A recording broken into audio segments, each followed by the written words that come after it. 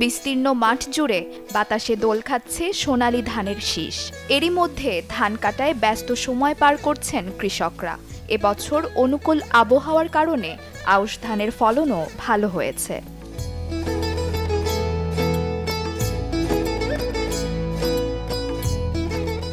উচ্চ ফলনশীল জাতের ধান চাষ করায় বিঘা প্রতি ফলন হয়েছে 18 থেকে 20 মণ। এতে লাভের আশা করছেন চাষিরা।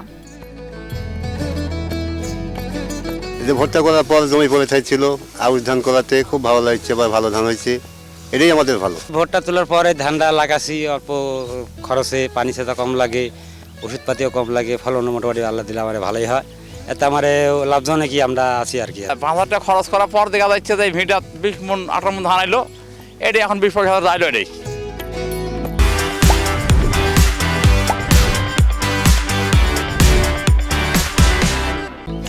মে থেকে সেপ্টেম্বরের মাঝামাঝি পর্যন্ত এই 4 মাস আউশ মৌসুম। বোরো ধান কাটার পর এসব জমি একসময় ফেলে রাখতেন নাটোরের কৃষকরা। তবে সহায়ক জাত ও প্রযুক্তির কারণে বর্তমানে বাড়তি ফসল হিসেবে আউশ ধান চাষ করছেন তারা।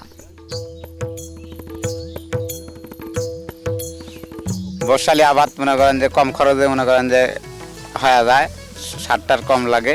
এই আবাদের পরে মনে করেন চৈতালি আবাদ আবার করি। এবছর আউশ ধানের ব্যাপক ফলন হয়েছে। আমাদের এখানে প্রায় 18 থেকে 20 মণ হারে হয়েছে। আমরা কৃষক অনেক খুশি, অনেক ভালো হয়েছে আমাদের এই অসময়ে ধানটা পায়। এই সিজনে ধান গণে সেচা দেওয়া লাগে না, সর্বপ্রথম নিরনকমন কম, ওষুধপাতিও কম, আবার লাগাইতে যাই বা কাটতে যাই ওখানে কামলার দামও কম।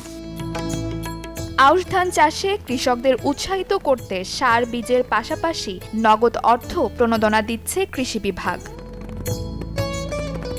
এবছর নাটোর জেলায় 9,685 হেক্টর জমিতে রোপা আউশ আবাদ হয়েছে। এবছর প্রচুর বৃষ্টিপাত হচ্ছে, ফলে যে সেচ খরচ থাকে কৃষকের বা উৎপাদন খরচ সেটা কমে গেছে অনেকটাই। আমাদের কৃষি সম্প্রসারণ অধিদপ্তর যে সমস্ত কর্মকর্তা আছে, আমরা যারা উপসহকারী কর্মকর্তা বলে থাকি, তারা কিভাবে রোপা আউশের আবাদ বাড়ানো যায় এই জন্য চেষ্টা করে যাচ্ছে। আধুনিক জাতগুলোর কথা তারা বলে থাকে, কৃষকদের সুষম সারের ব্যবহার বলে থাকে এবং জৈব বালানাশক পরিবেশ বান্ধব যে সমস্ত টেকনোলজি আছে বা প্রযুক্তি আছে সেগুলো কৃষকের দোরগোড়ায় তারা পৌঁছানোর জন্য চেষ্টা করে যাচ্ছে এবং এ ধারা ভবিষ্যতে অব্যাহত থাকবে। কৃষি বিভাগের তথ্য বলছে এবছর জেলায় প্রায় 9,000 হেক্টর জমিতে আউশ ধানের চাষ হয়েছে, যা থেকে অন্তত 50,000 টন ধান উৎপাদনের আশা কৃষি বিভাগের।